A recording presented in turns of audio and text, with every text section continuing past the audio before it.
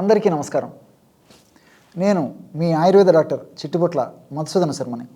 మనం ఈ వీడియోలో గురక తగ్గేందుకు పుదీనా వైద్యం అనేటువంటి చక్కటి ఆసక్తికరమైనటువంటి అంశాన్ని గురించి తెలుసుకోబోతున్నాం.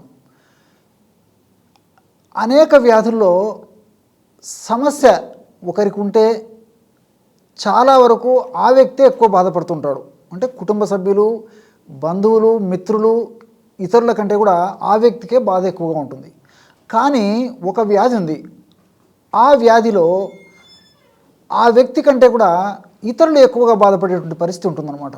ఆ విచిత్రమైనటువంటి సమస్య లేదా వ్యాధిగా చెప్పబడేటువంటి ఆ జబ్బు గురక. దీన్నే స్నోరింగ్ అనేటువంటి పేరుతో పిలుస్తూ ఉంటారనమాట.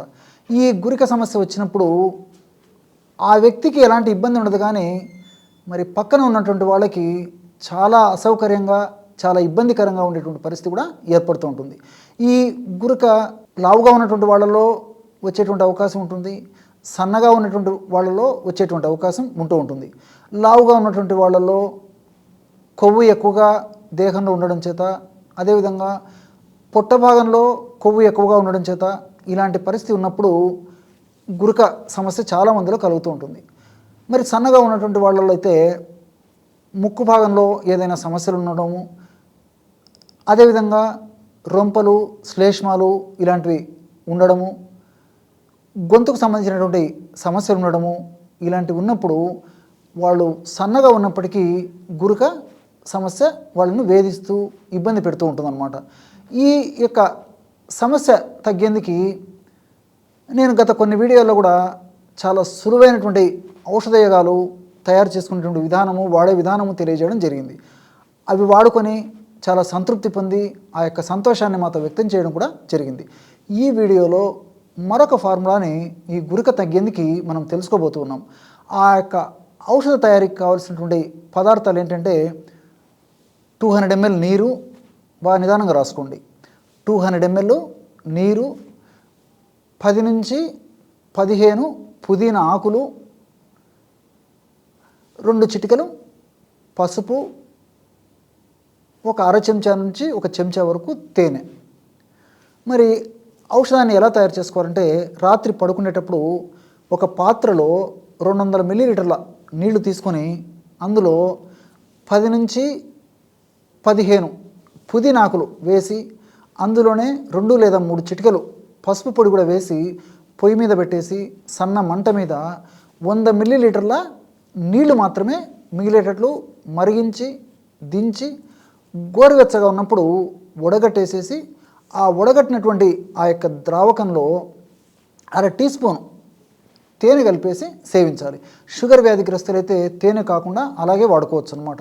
లేదా ఒకటి లేదా 2 చిటికలు మిరియాల పొడి వేసుకున్నా సరిపోతుంది. ఈ విధంగా రోజు రాత్రిపూట క్రమం తప్పకుండా వాడుకోవడం వల్ల ఆ యొక్క దోషం తొలగిపోయి, ఆ భాగంలో వ్యవస్థ చక్కదిద్దబడి, బ్లాక్స్ తొలగిపోయి, శ్వాస కూడా బాగా ఆడి ఆ యొక్క గురక సమస్య తగ్గిపోయేదానికి అవకాశం ఏర్పడుతుంది. ఈ విధంగా రోజు రాత్రిపూట ఈ యొక్క పద్ధతిలో ఔషధాన్ని తయారు చేసుకుని వాడుకోవాలన్నమాట. ఎక్కువ రోజులు వాడినప్పటికీ ఎలాంటి ఇబ్బంది కూడా ఉండదు. ఈ విధంగా క్రమం తప్పకుండా వాడుకోవడం వల్ల చాలా చక్కటి ఫలితాలు కలుగుతాయి. అంతేకాకుండా ఈ గురక సమస్య వచ్చినప్పుడు కొన్ని రకాలైనటువంటి ఆహార నియమాలు కూడా పాటించాలి. ఎలాంటివంటే, వీలైనంత వరకు పెందలాడే ఆహారం తీసుకుంటుండాలి. రాత్రి లేట్ అవర్స్లో ముఖ్యంగా ఈ సమస్య ఉన్నటువంటి వాళ్ళు ఆహారం తీసుకోకూడదు అనమాట. అంతేకాకుండా తేలిగ్గా జీర్ణమయ్యేటువంటి ఆహారాన్నే ముఖ్యంగా సాయంత్రం పూట పెందలాడే తీసుకుంటుండాలి. సహజ సిద్ధంగా, ప్రకృతి సిద్ధంగా లభించేటువంటి పళ్ళు, ఆకుకూరలు, కూరగాయలు, డ్రై నట్స్, డ్రై ఫ్రూట్స్ ఇలాంటివే తీసుకోవడానికి ప్రయత్నం చేయాలి. ఇలా చిన్న చిన్న జాగ్రత్తలు తీసుకుంటూ, అదేవిధంగా ముఖ్యంగా రాత్రిపూట ఈ ఐస్ క్రీమ్స్ కానీ, ఆయిల్ ఫుడ్స్ కానీ ఇలాంటివన్నీ కూడా పూర్తిగా అవాయిడ్ చేయాలన్నమాట. ఇలాంటి చిన్న చిన్న జాగ్రత్తలు తీసుకోవడం వల్ల గురక సమస్యకు చాలా త్వరగా చెక్ పెట్టవచ్చు.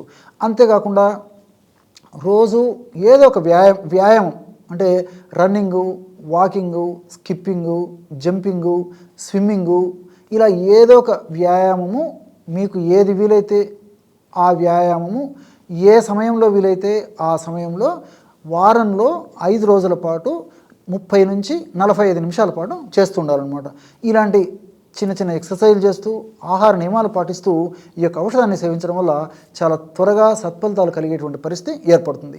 అంతేకాకుండా మరి ఈ రోజుల్లో శాస్త్ర సాంకేతిక పరిజ్ఞానం బాగా పెరిగిపోయింది కాబట్టి మరి ఆ యొక్క శాస్త్ర సాంకేతిక పరిజ్ఞానాల ద్వారా మనం ఈ యొక్క భ్రామరీ ప్రాణాయామము, అదేవిధంగా ధనురాసనము ఇలాంటివి మనం గూగుల్ సెర్చ్లో నెట్లో చూస్తే తెలిసిపోతుంది అనమాట.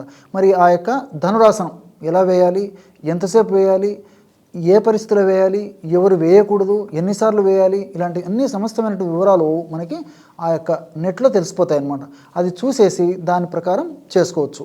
అట్లే భ్రామరీ ప్రాణాయామం కూడా మనకు నెట్లో చూస్తే తెలిసిపోతుంది. లేదు మనకు అందుబాటులో గురువు గారు ఉంటే గురువుగారి సమక్షంలో కూడా కొన్నాళ్ల పాటు ఇది నేర్చుకొని తర్వాత మనం రోజు చేసుకుంటూ ఉంటే సరిపోతుంది. ఈ భ్రామరీ ప్రాణాయామం కూడా ఎన్నిసార్లు చేయాలి, ఎవరు చేయాలి, ఎప్పుడు చేయాలి, ఈ వివరాలని అందులో మనం తెలుసుకోవడం కానీ లేదా గురువు గారి ద్వారా మనం తెలుసుకోవడం కానీ చేసి ఆ యొక్క భ్రామరీ ప్రాణాయామం కూడా మనం నిత్య జీవితంలో ఒక భాగంగా ఏర్పాటు చేసుకోవాలి. ఈ విధంగా ఈ యొక్క భ్రామరీ ప్రాణాయామము, ధనురాసనము, అదేవిధంగా ఆహారపరమైన జాగ్రత్తలు, అట్లే ఎక్సర్సైజు, ఔషధము ఇలాంటివన్నీ సేవించడం వల్ల చాలా త్వరగా తగ్గిపోతుంది. అంతేకాకుండా సమస్య మరీ తీవ్రంగా ఉంటే దీంతోపాటు అంటే ఇప్పుడు ఈ యొక్క నియమాలన్నింటితో పాటు కూడా రాత్రిపూట ఆవిరి పట్టడం కూడా చాలా చాలా మంచిది. ఎలాగంటే ఒక టబ్బులో నీళ్లు తీసుకొని మరిగించేసేసి ఆ మరిగేటువంటి నీళ్ళలో 10 నుంచి 15 చుక్కల వరకు యూకలిప్టస్ ఆయిల్, దాన్ని నీలగిరి తైలం అనేటువంటి పేరుతో పిలుస్తూ ఉంటారు అనమాట. ఆ యూకలిప్టస్ ఆయిల్ అందులో వేసేసి ఆ ఆవిరిని అంటే ఆ నూనె ద్వారా నీళ్ళలో వేసినటువంటి నూనె ద్వారా వచ్చేటువంటి ఆవిరిని రాత్రిపూట కొన్నాళ్ల పాటు పీల్చాలన్నమాట. కొన్నాళ్ళు పీల్చేసి ఆపేస్తే సరిపోతుంది. ఇది కూడా కొన్నాళ్ల పాటు చేసేసి ఈ పుదీనా వైద్యం మాత్రం దీర్ఘకాలం పాటు కూడా చేసుకోవచ్చు. ఇలాగ మిగతా జాగ్రత్తలు కూడా నేను చెప్పినట్లు ఎక్కువ కాలం పాటు కూడా చేయవచ్చు అనమాట. చూశారు కదా ఎటువంటి సులువైనటువంటి వైద్యాన్ని గురుక సమస్య తగ్గేందుకు ఈ వీడియోలో తెలుసుకున్నారో. మరొక వీడియోలో మరొక అంశంతో మళ్ళీ కలుద్దాం. అంతవరకు నమస్కారం. మీ చిట్టిబొట్ల.